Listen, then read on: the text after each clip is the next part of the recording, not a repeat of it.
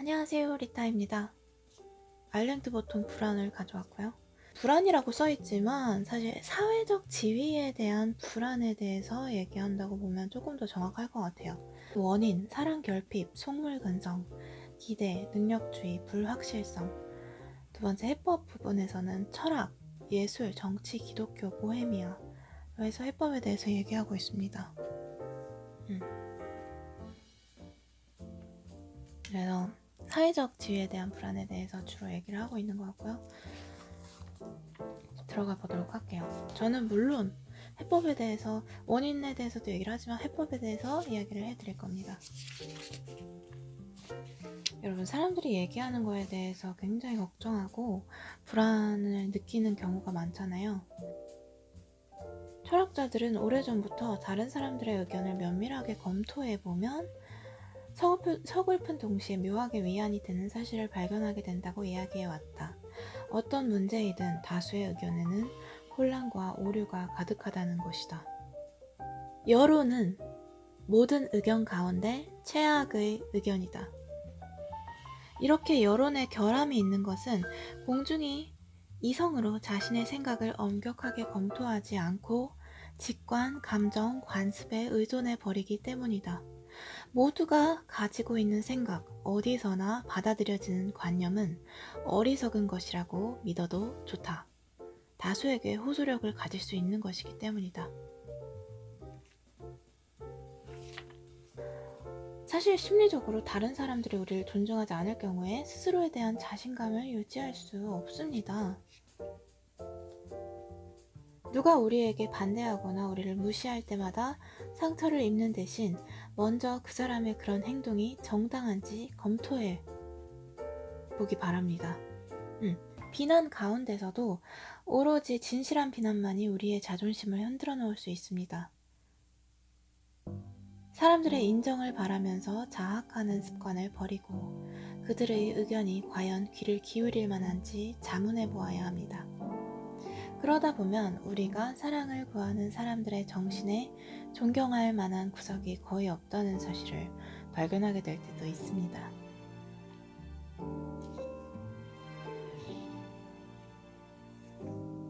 우리의 자존심을 카드놀이하는 집단에게 내맡기는 것이 분별력 있는 일일까요?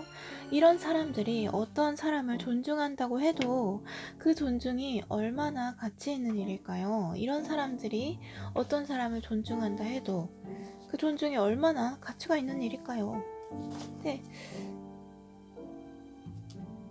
사실 조금만 생각해봐도 그 사람이 나를 싫어하거나 그 사람이 나에게 그렇게 이야기하는 근거를 조금만 들어가봐도 정말 옳지 않은 그 오류 가득한 주관성에 기반한 것이라고 발견하게 될 때도 많으실 거예요. 그래도 근데 사실 아무리 그걸 알아도 심리적 타격은 여전히 옵니다. 그쵸? 어쩔 수가 없는 거라고 느껴지긴 해요. 그때 이거를 생각해 보시면 좋을 것 같아요. 만일 청중이 한두 사람을 빼고는 모두 귀머거리라면 그들의 우렁찬 박수갈채를 받는다고 해서 연주가가 기분이 좋을까? 좋을 것 같아요, 여러분. 여러분들이 지휘자인데 청중이 다 귀머거리야. 근데 끝나고 막 여러분은 여러분들의 음악에 지휘에 자부심을 가지고 있어. 그래서 정말 이것이 진심으로 통하기를 바래. 근데 모든 연주가 끝나고 박수갈채가 쏟아지는데 사실 다 귀머거리였던 거죠. 그러면 여러분들은 어떻게 느끼겠어요? 그래도 기분 좋을 것 같아요? 아닐 것 같죠? 바로 그거예요. 네, 기분이 좋았다가도 부끄러워질 거예요. 내가 그렇게 느꼈다는 것을. 바로 거기 있습니다. 여러분들은 사리를 분별할 줄 알아요. 근거가 빈약한지 빈약하지 않은지 그게 여러분들한테 중요하고 그것에 기반해서 판단할 수 있는 사람들이란 말이에요. 방금 말했잖아. 그냥 박수를 친다고 여러분들은 좋지 않아. 그 사람들이 판단 능력이 있는 사람이어야지 좋단 말이죠. 실제로 그렇게 느낄 거란 말이죠. 여러분들은 좋고 나쁘고를. 그걸 한번 다시 생각해 보시면 좋을 것 같아요.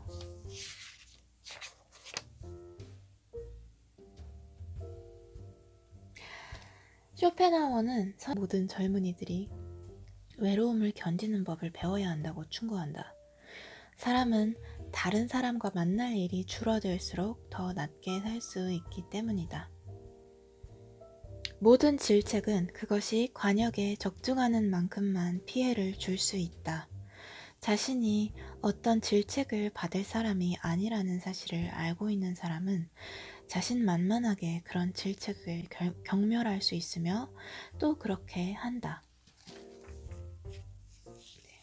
다음으로 넘어가서 정치입니다. 여러분, 사회마다 존경하는 인간의 타입이 다르다고 하는데요. 사회, 역사의 몇 층을 파고 들어가 보면 여러 시대, 여러 사회에서 어떤 사람을 명예로운 사람으로 간주했는지 그 다채로운 양상이 드러납니다. 자, 기원전 400년 그리스 반도 스파르타. 고대 스파르타 사회에서 가장 큰 명예를 얻었던 구성원은 남자, 특히 근육질에 싸움을 잘하고 양성애적 성욕이 왕성하고 가족 생활에 별 관심이 없고 장사와 사치를 싫어하고 전장에서는 특히 아테네인을 죽이는 데 열의를 보이는 남자였습니다.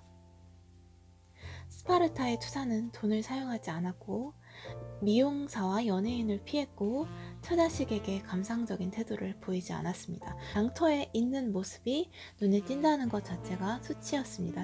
심지어 셈을 할 줄 안다는 것도 상업적인 태도를 드러내는 것으로 여겨져서 경멸을 당했습니다. 결혼을 해도 부인과 집에서 함께 살지 않았습니다. 자식을 낳기 위해 한 달에 하룻밤을 함께 지낼 뿐이었습니다. 약한 아이가 태어나면 황량한 한 기슭에 내다버리는 것이 관례였습니다. 이렇게 해야 높은 지위를 얻을 수 있는 자격이라고 해서 시대별로 그 인간상이 나오거든요. 이 지금 제가 말씀드린 이런 범위에 들어가지 못하는 개인은 높은 지위를 얻을 수 없고 약간 수치심을 안고 나는 위대한 타입이 아니구나 라고 살아가다가 죽어야 됐다는 거죠. 1096년부터 1500년 서유럽에는 어땠을까? 1차 십자군 이후의 시기로 이때는 기사가 서구 사회에서 가장 존경받는 인물이 되었습니다. 기사는 부유한 가문 출신으로 성에서 살았고 침대에서 잠잤고 고기를 먹었고 기독교인이 아니라고 여기면 특히 이슬람 그들은 죽여도 상관없다고 생각했어요. 사람을 안 죽이면 짐승을 많이 죽여야지 존경을 받았나봐요. 이런 식으로 되게 지금 들으면 되게 당황스러운 그런 특성들이 그때는 사회적 노름이었다는 거죠. 정상 기준.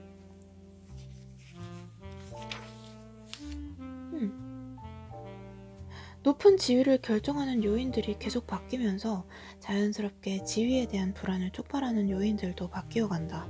어떤 집단에서는 짐승의 옆구리에 창을 꽂을 수 있는 능력이 부족하다고 걱정하고 어떤 집단에서는 전투에서 싸울 수 있는 능력이 부족하다고 걱정하고 어떤 집단에서는 신에게 헌신할 수 있는 능력이 부족하다고 걱정하고 어떤 집단에서는 자본주의 시장에서 이윤을 끌어낼 수 있는 능력이 부족하다고 걱정합니다.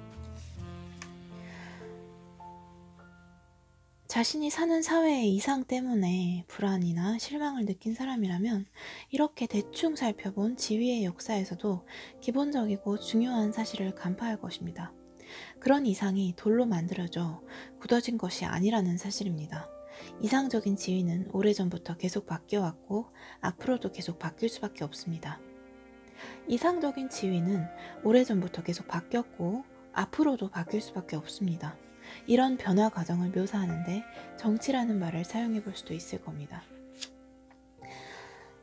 자, 그래서 현대로 돌아가 볼까요? 현대 우리 어떤 모습으로 어떤 모습의 사람들을 우리는 공경할까요? 제규어를 잡는 능력, 미뉴에트를 추는 능력, 전장에서 말을 달리는 능력, 그리스도의 삶을 모방하는 능력으로는 이제 성공했다는 말을 듣기 어렵습니다. 그러면 현대 서양에서, 이게 서양책이니까 서양 기준입니다. 현대 서양에서 사람들을 판단하고 지위를 분배하는 기준이 되는 지배적인 이상은 무엇일까요? 뭐 과학적인 분석이라고는 할 수 없겠지만 현대의 성공적인 인물에 대해서 그 관심, 자질 몇 가지는 제시해 볼 수 있을 것 같아요. 뭘까요? 자, 2005년 런던, 뉴욕, 로스앤젤레스, 시드니 높은 지위를 얻을 수 있는 자격. 성공한 사람이란 인종과 성별을 막론하고 상업적 세계의 무수한 분야, 스포츠, 예술, 과학 등 분야를 포함해서 그 분야의 어느 한 곳에서 자신의 활동, 물려받은 재산이 아니라 유산이 아니라 자신의 활동을 통해서 돈, 권력, 명성을 축적한 사람을 가리킵니다. 이들 사회의 기반은 능력주의라고 할 수 있기 때문에 경제적 성취는 그럴 만한 자격이 있는 사람이 거둔 것이라고 이해해야 합니다. 부를 축적한 사람은 일단 주요한 미덕이 적어도 4가지는 있다고 칭송을 받습니다. 그 4가지란 창의성, 용기, 지능, 체력입니다.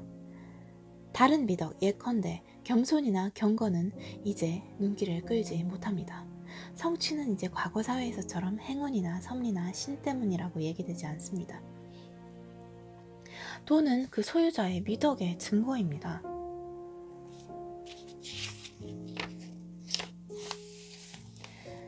어때요? 그런 거 같죠? 돈, 능력주의.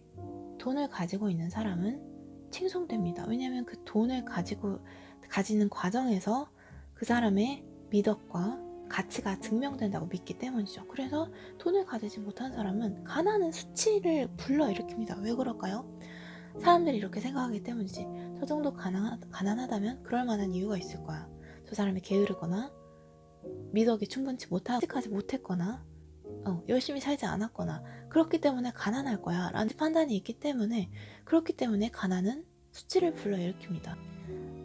군인이 존경받던 시대에 원양어선 타고 엄청나게 최빈곤층의 생활을 하면서 싸우러 가는 그들은 수치를 느끼거나 불행하지 않아요. 왜냐하면 본인들의 미덕은 가난에서 드러나는 것이 아니기 때문에.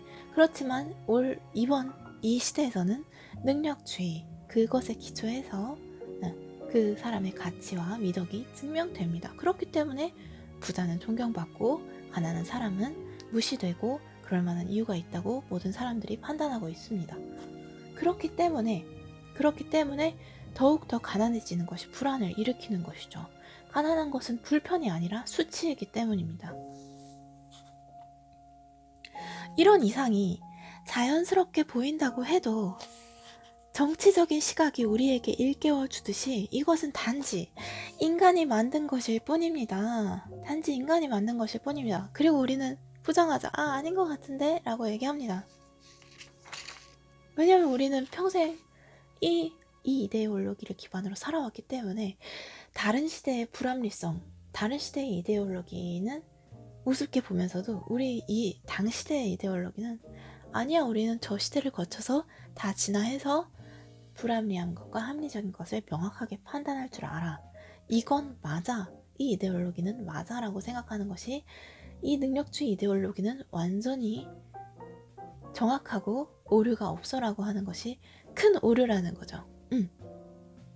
어떻게 우리 모습을 제대로 보겠어요? 우리 모습은 후세대인들이 알겠죠. 정확히 판단하겠죠. 거리가 있으니까. 하지만 우리는 모른다는 거죠. 이게 얼마나 지난 시대의 이데올로기와 똑같이 인간이 만든, 분명히 또 변화할 결점이 많은 그 생각 방식인 건지 아직 우린 모른다는 거죠.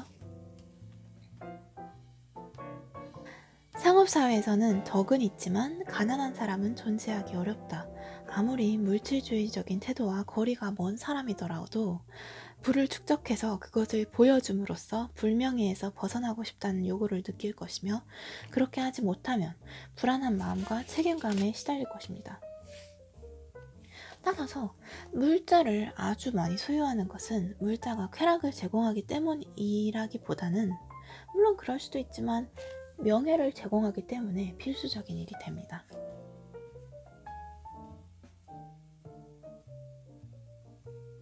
사람들은 자신의 소득이 생존에는 모자라지 않는다고 해도 공동체의 소득에 비해 현저하게 뒤처지면 언제나 가난에 시달리게 된다. 그럴 경우 그들은 공동체가 품위를 유지하기 위해 필수적인 최소한이라고 간주하는 것을 가질 수 없으며 품위가 없다는 공동체의 심판으로부터 완전히 벗어날 수가 없다. 그렇게 점점 더 많은 것이 필수품이 되고 있습니다. 예전에는 몇 가구만 소유하고 있었던 TV, 그 다음엔 뭐였죠? 세탁기, 그 다음에 점점 더 많은 것들이 사치품에서 필수품으로 넘어가고, 그 필수품을 가지지 못한 사람들은 이제 사회적 멍해를 등에 업고 가야 되는 거죠. 애들은 학교에 가서도 솔직하게 우리 집에 이런 거 없다고 얘기를 못 할 거예요. 왜냐면 그 부모들이 이미 판단하기 때문에, 그것을 가지지 못한 사람이라면 뭔가 문제가 있는 사람이라고 판단하기 때문에 그렇습니다. 그것은 더 많은 수치를 불러일으키고 더 많은 불안을 불러일으킵니다.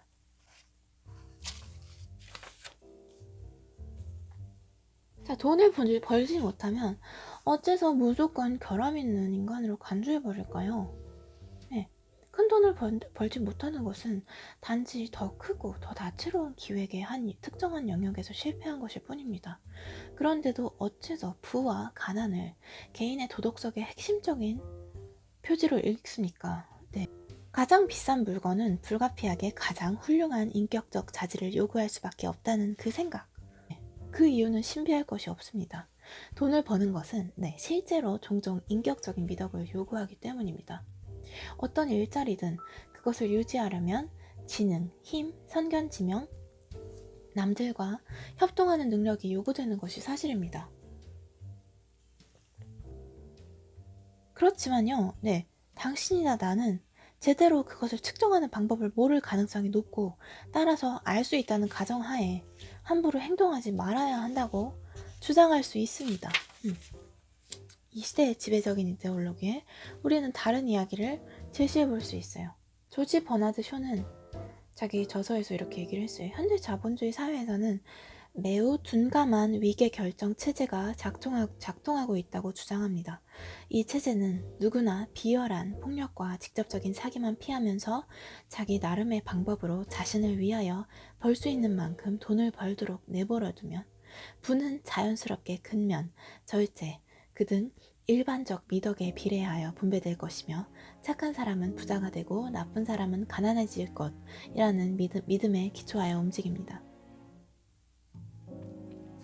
그러나 쇼에 따르면 무자비하고 야심만만한 사람이라면 누구나 나쁜 위스키를 팔거나 밀을 매점하여 원래값의 3배로 팔 수도 있고, 기만적인 광고를 싣는 멍청한 신문이나 잡지를 만들어서 돈을 움켜쥘 수 있습니다. 반면 고귀한 재능을 발휘하거나 인간의 지식이나 복지를 개선하는 데 목숨을 거는 사람들, 그들은 하찮은 존재로 궁핍하게 생을 마감할 수 있습니다. 단일적인 예로 친일 행위로 돈을 많이 벌었던 사람들, 그때 친일 행위가 제대로 척결이 안 돼서 지금까지도 그 자손들은 부를 유지하면서 떵떵거리고 사는 사람들이 많은 걸 여러분들 알고 계시죠. 반면에 독립운동으로 모든 거를 바쳤던 사람들의 자손들은 다 뺏기고 기초 생활 보조금으로 살아가는 경우가 사실 이 세상에 그것만 봐도 많이 있다는 거죠. 이 지배적인 능력주의 이데올로기가 모든 사실에 다 빛을 비추고 있는 건 아니에요. 사실 사람들이 제대로 얘기하지 않는 부분 너무 많다는 거죠. 우린 다 알 수 없다는 거죠. 판단할 능력이 없다는 거죠. 쇼는 소득을 근거로 어떤 사람을 도덕적으로 판단하는 일의 한계를 지적하면서 부의 차이로 인해서 비참한 결과가 생기는 것을 가능한 한 막고 싶다는 뜻을 밝혔다. 조금 영상이 길어져서 제가 2번째 섹션에서 이어서 하도록 할게요. 왜냐면은 길게 하면 좋은가? 30분 하면 좋은가? 40분 하면 좋은가? 나는 틀어놓고 잘하고 그렇게 길게 했는데 좀 지루할 수도 있을 것 같아서 요새는 또 20분으로 줄여보고 있습니다. 네, 여러분, 편집 20분쯤 될 것 같네요. 또 2편에서 만나봐요. 2편으로 갈게요.